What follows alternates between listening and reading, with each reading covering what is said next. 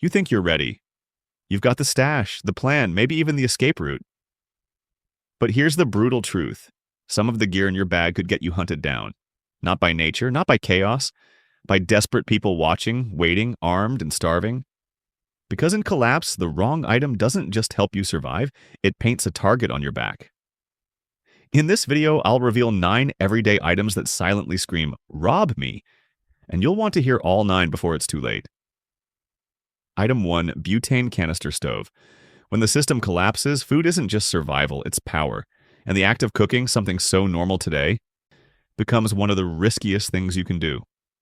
Why? Because every sound, every scent, and every flicker of flame is a signal. A signal that says, I have what you don't. And nothing exposes you faster than a butane canister stove. On the surface, these stoves seem perfect. They're compact, easy to carry, and reliable in almost any condition. That's why so many preppers swear by them. But here's the brutal truth. The moment you fire one up, you've announced to the world that you have food and fuel. The faint click of ignition carries further than you think. The visible flame reflects off surfaces you can't control. And, worst of all, the smell of hot food drifts through the air like a flare in the night. Now picture the collapse. It's week 2 of no power, no grocery stores, no supply trucks. People are cold, hungry, and desperate. They're not thinking logically anymore. Their survival instincts are in full control. Then they catch a whiff of rice, beans, or stew cooking on your stove. To you, it's just a meal. To them, it's a beacon.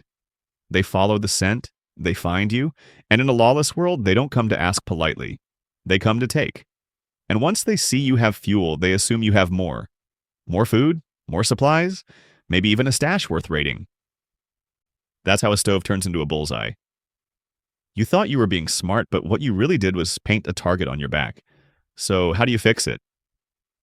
You don't throw away your stove, you use it like a ghost. That means cooking only at dawn or when you have cover. Keep it indoors or inside a sealed, enclosed space where no scent or light can escape. Never cook near open windows, never at night, and never for long periods of time. Finish quickly, wipe away all traces, and store your gear out of sight. Even the smallest detail, a lingering smell, a visible flame, a stray sound, can expose you. Here's the survival lesson. In collapse, eating in peace is rare. If they smell your meal, they'll assume you have more. And in a world without rules, that assumption is deadly. Cooking isn't just about preparing food anymore, it's about protecting your life. And with a butane canister stove, your survival depends on using it silently, invisibly, like you were never there at all. Item 2. Mini solar lanterns. When the grid collapses, darkness becomes the new normal. No streetlights, no glowing windows, no hum of electricity. Just silence and blackness stretching for miles. In that kind of world, light isn't just helpful, it's dangerous. And few things scream, "I'm surviving better than you," louder than a mini solar lantern. On paper, these lanterns sound perfect. They're compact, rechargeable, and give hours of light without burning through batteries or fuel. That's why so many preppers stockpile them. But here's the problem. When the world goes dark, light becomes a signal. Even the faintest glow can be seen from incredible distances. A flicker in the woods says, someone's there. A steady glow says, someone's comfortable. And a bright lantern? That says, I've got more than you. Imagine this scenario. It's day 10 of a full blackout. People have been stumbling around by candlelight, burning scraps of wood, or just sitting in the dark. Then, from half a mile away, someone spots the glow of your lantern shining through a cracked window or leaking under your tarp. They don't know who you are and they don't care. What they see is proof you've got working gear, you've got power. Maybe you've got food, fuel, or water too. In their eyes, you're worth following, and once you're spotted, you're not just surviving, you're marked. That's how a simple lantern turns into a liability. You thought you were lighting your way, but you were really broadcasting your position. And in collapse, visibility equals vulnerability. So what's the fix? You don't abandon your lanterns, you learn to use them smart. First, always shield the glow. Block light on all sides with cloth, tarp, or foil so it doesn't spill into the night. Second, use red filters or dim settings. Red light travels shorter distances and is far less visible than white. Third, never use lanterns near windows, tents, or reflective surfaces where beams can leak or bounce. And finally, never leave a lantern running unattended. If it's on, you're watching it. If you're not, it's off. Here's the survival lesson. Light is comfort. But comfort in a collapse is suspicious. People don't just see your glow, they imagine what else you might have. Batteries, solar panels, stockpiles. That curiosity is all it takes for someone to follow, to watch, to wait for the right moment. If you want to live through the dark times, you need to master invisibility. Stay lit, but stay hidden. Because in collapse, even the smallest flicker can bring the kind of attention you can't afford. Item 3, collapsible water jugs. In a collapse, nothing will matter more than water. Forget gold, forget fuel, forget cash. Clean water becomes the new currency. Without it, you die in days. With it, you live. That's why collapsible water jugs, one of the smartest prepper tools on the market, can also be one of the most dangerous items you carry. On the surface, they're brilliant. Lightweight, foldable, easy to stash in your pack until you need them. They allow you to transport serious amounts of water without wasting space. But here's the brutal truth. If anyone sees you filling, carrying, or storing one, you've just announced to the world that you have something they don't. Something they desperately want. Picture this. It's week 3 of a grid-down scenario. Most people are drinking from broken pipes, dirty puddles, or rusted gutters, if they're lucky. Then there's you, calmly filling a big collapsible jug with clear water. You carry it like you know exactly what you're doing. And without saying a word, you've told everyone around you 2 things. 1, you know where clean water is. 2, you're coming back tomorrow. That's all it takes. Suddenly, you're not just another survivor, you're a map. And maps in collapse don't survive long. The problem isn't the jug itself, it's visibility. Those big translucent cubes stand out. They scream, "Follow me," louder than a flashlight beam in the dark. Once someone sees where you're filling up, that source is no longer yours. And once they know you're carrying gallons of liquid gold, you become a target, watched, tracked, and eventually cornered. So, what's the fix? You need to be strategic. In public, never use large collapsible jugs. Instead, fill smaller containers, bottles, or bladders that fit inside your pack. Move fast, stay quiet, and never draw attention. Only bring out the big jugs when you're sure no one's watching, ideally under cover of night or in completely isolated areas. And once filled, keep them hidden deep inside your shelter, never outside where prying eyes can see. Above all, vary your routes. If you walk the same path to water every day, you're leaving breadcrumbs straight to your source. Here's the survival lesson. Water saves lives, but showing people you have it can cost you yours. A collapsible jug is an incredible tool, but only if you use it with stealth. In collapse, what you carry isn't just gear, it's information. And once people know you hold the one resource everyone needs, they won't let you keep it for long. Stay low, stay hidden, and protect your water like your life depends on it. Because it does. Item 4, pre-packed first aid kits.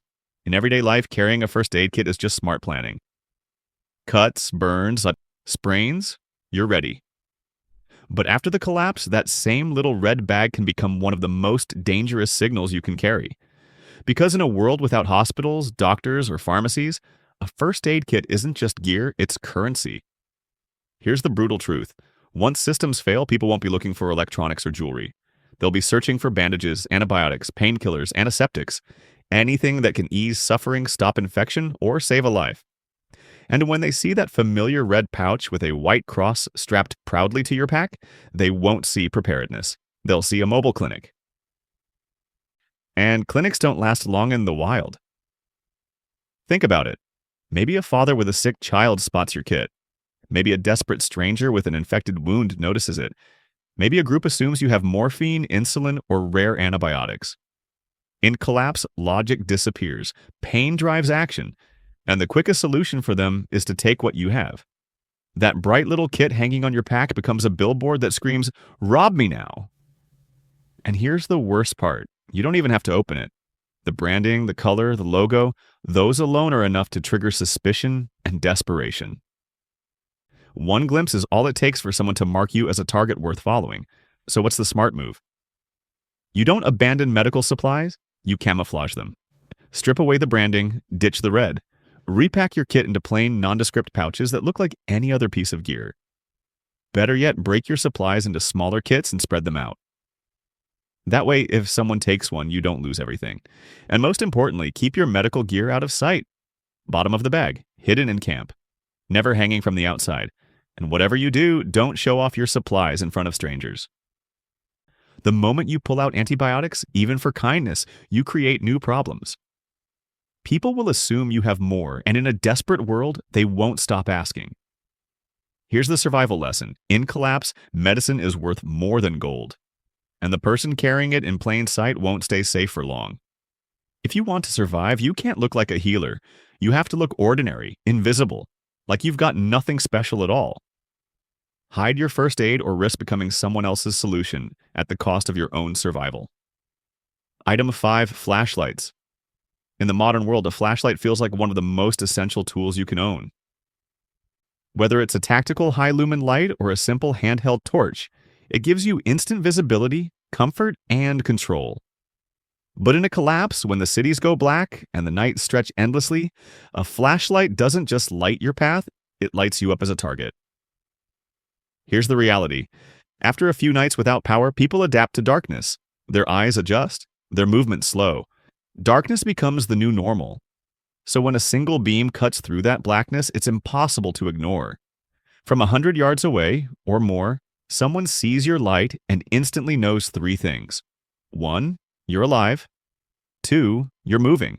And 3, you've got working gear.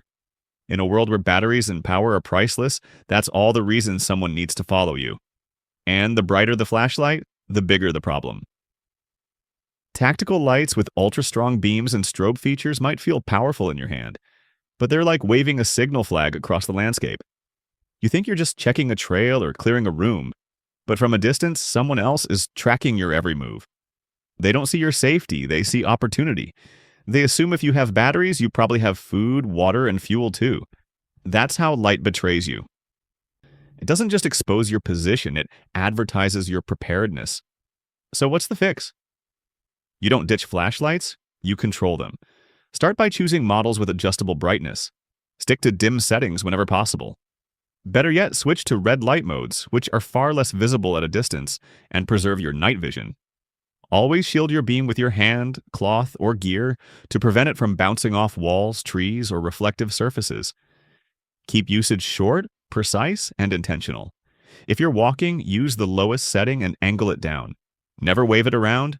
Never leave it on longer than necessary, and above all, avoid using it in wide open spaces unless you're absolutely sure you're alone. Here's the survival lesson. In collapse, light travels faster than sound. You may think you're invisible, but your flashlight announces you before you even know someone's watching. The same tool that feels like safety today could be the reason you're hunted tomorrow. Stay dark, stay invisible, and treat every flicker of light as a signal you can't afford to give away. Item 6. Propane tanks. Before the collapse, a propane tank was nothing more than backyard barbecue fuel. You'd roll it out for grilling, camping, or heating, and no one gave it a second thought. But once society falls apart, that same tank transforms into something else entirely, a flag. A heavy metal flag that screams to the world, I have power. Think about what propane means in a survival setting. It's silent, portable, and incredibly versatile. You can cook with it, heat with it, even power certain tools or appliances. In a world starved of comfort, a single propane tank can mean warm meals, boiled water, and a safe, heated shelter. But here's the problem. If someone sees you hauling one, they're not just seeing a tank. They're seeing stability. They're seeing preparedness. And in their minds, if you have propane, you probably have food, fuel, and a stash worth raiding. It doesn't matter if the tank is full, half empty, or nearly drained. To desperate eyes, it's survival. One hot meal, one pot of clean water, one night without freezing. That's all it takes for someone to follow you, track your shelter, and wait for their moment. And once they believe you've got more than they do, you've just painted a target on yourself that you can't shake. Propane's danger isn't in its function, it's in its visibility. A bulky cylinder is hard to hide, and one glimpse of it is enough to make people curious. Curious turns to desperate, desperate turns to violent. So how do you fix it? First rule, never transport propane in daylight. Move it only under cover of darkness when fewer eyes are watching. Second, always disguise it. Wrap it in blankets, tarps, or even garbage bags so it doesn't scream fuel from a distance. Third, store it out of sight. Not beside your shelter, not outside your tent, not anywhere someone passing by could notice. Bury it, hide it, lock it away. And finally, never talk about it. In collapse, silence isn't just golden, it's survival. Here's the survival lesson. Propane might be silent, but the attention it brings is deafening. You can cook quietly, heat privately, and fuel your gear in peace, but only if no one ever sees you with it. In a world where everyone is starving and freezing, carrying a propane tank openly is like carrying a flashing neon sign that says, I'm prepared. And when you broadcast preparedness, you broadcast vulnerability.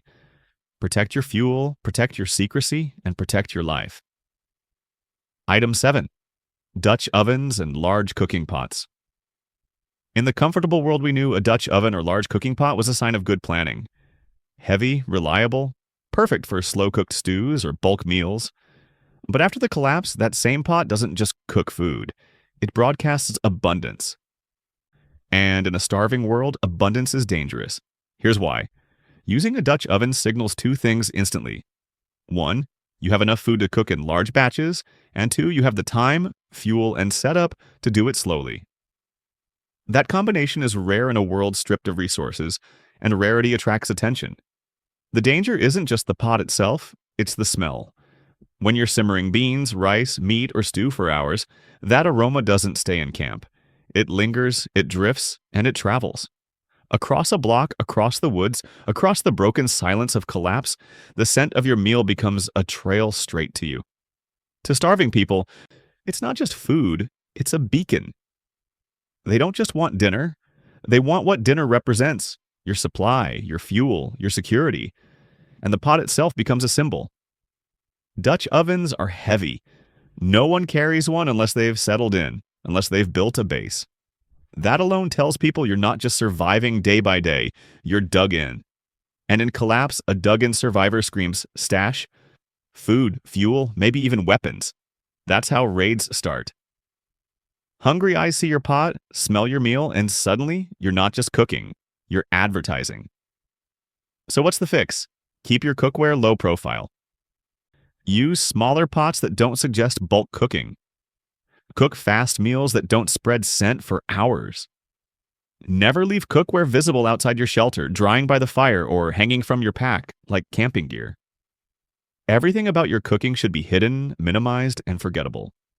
And above all, cook when others are least likely to notice. Early dawn, bad weather, or when strong winds scatter the smell. Here's the survival lesson. In collapse, cooking isn't about taste or comfort, it's about stealth. Every smell is a signal. Every large pot is a story that says, I have more.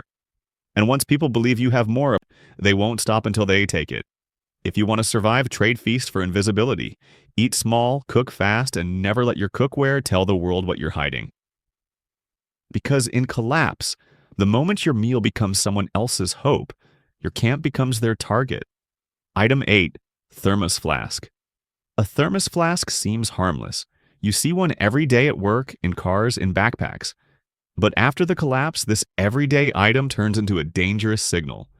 Because when the world is cold, hungry, and desperate, a thermos doesn't just carry a drink, it carries a message. I'm doing better than you.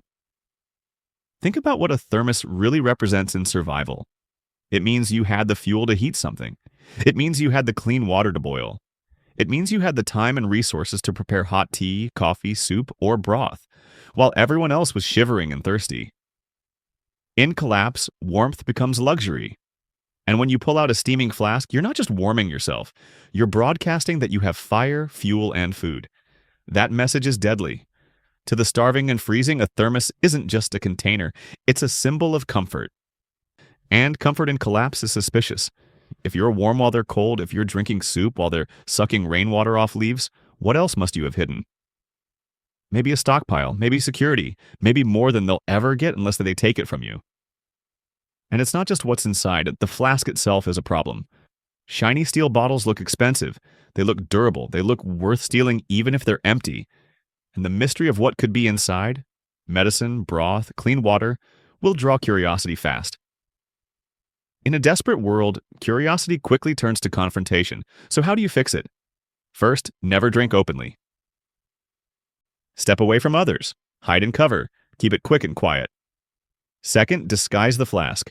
Wrap it in tape, scuff the metal, cover it with cloth so it doesn't stand out or shine. Make it look boring, worthless, like nothing worth noticing. Third, never leave it lying around camp where someone can see it. All it takes is one glimpse for them to start asking questions. Here's the survival lesson. A thermos keeps things hot, but it also heats up the wrong kind of attention. In collapses, you can't afford to show comfort. You can't afford to look like you're living better than the people around you. Because the moment you do, they'll wonder what else you're hiding. And once they start wondering, they won't stop until they find out. Protect your warmth, protect your resources, and never let a simple flask turn you into the warmest and easiest target in the room. Item 9. Mosquito coils and bug repellents. When collapse comes, most people won't think about bug spray or mosquito coils. They'll be too focused on food, water, and shelter. But once the days get hot and the nights turn humid, mosquitoes and biting insects become more than just an annoyance. They become a threat. Infections, malaria, dengue, and relentless itching aren't minor problems anymore. In survival, they can weaken your body, lower your defenses, and even kill you. That's why insect repellents suddenly turn into gold. But here's the danger. Using them can get you hunted. Why? Because in a world where everyone is filthy, sweaty, and swatting at bugs, the person who isn't scratching stands out. If you're sitting calmly while others are being eaten alive, people notice. And when they notice, they draw conclusions. You've got something they don't, maybe bug spray, maybe coils, maybe lotions. Whatever it is, they'll want it, and they'll come for it. The problem isn't just the absence of bites, it's the smell. Mosquito coils, sprays, and lotions all have distinct scents. Citronella, DT, smoke, they travel. And in silence, with no background noise or city pollution to mask it, even a faint whiff can be enough to draw attention. Imagine someone walking past your camp at night. They catch a trace of citronella in the air. That single detail tells them you're better off, more prepared, maybe even sitting on a stockpile. Comfort in a crisis is a dangerous signal, and once it's noticed, you're marked. So how do you fix it? If you use sprays or lotions, apply them away from camp and, if possible, under your clothing to minimize scent exposure. For coils or smoke-based repellents, never burn them in open areas where the smell can drift. Use them only when no one's nearby, and always dispose of the ashes, packaging, or spent coils far from your shelter. The last thing you want is someone following a trail of scent straight to where you sleep. Here's the survival lesson. Insect protection is necessary. You need it to stay healthy and sane. But in collapse, it has to be silent, hidden, and untraceable. You can't afford to smell better than the guy next to you. Because the moment you do, he'll start asking questions. And questions turn into problems fast. In survival, it's rarely the danger you see that kills you. It's the comfort you show. Keep your defenses invisible or risk turning a mosquito coil into the spark that brings a predator straight to your camp. Survival after collapse isn't just about what you pack. It's about what you don't reveal. The wrong item flashed at the wrong time turns you from a survivor into a target. Remember, light, scent, comfort, and noise are signals, and signals get you hunted. The safest prepper isn't the strongest or the most armed. It's the one no one notices, so check your gear. Strip away the giveaways. Because in the end, collapse doesn't reward the visible. It rewards the invisible. Stay hidden. Stay alive.